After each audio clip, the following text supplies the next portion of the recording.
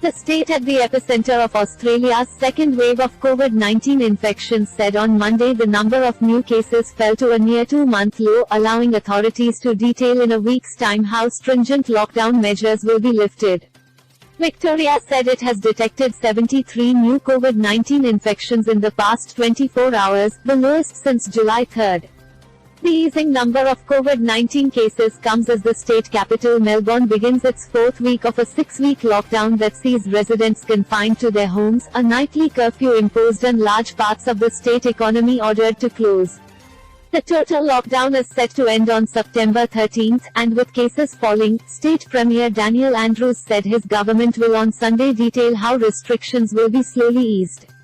"I want to make sure we have a Christmas Day as close to possible as normal," Andrews told reporters in Melbourne. "If we remove restrictions too quick, if we do this chasing something that might be popular for a few weeks, if we forget it's a pandemic and think it's a popularity contest, then Christmas won't look normal at all." Victoria said its COVID-19 death toll rose by 41, including 22 fatalities which came from aged care facilities in the weeks leading up to August 27. Australia's previous one-day record for COVID-19 deaths was on August 25 when 25 people died. Australia has now recorded nearly 26,000 COVID-19 infections and 652 fatalities from the virus, far fewer than other developed countries.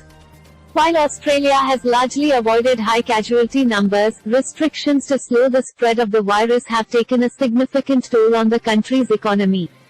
Easing restrictions across Victoria, the second most populous state, will boost Australia's economy, which is on course for its first recession in nearly 3 decades as effective unemployment tops 13%.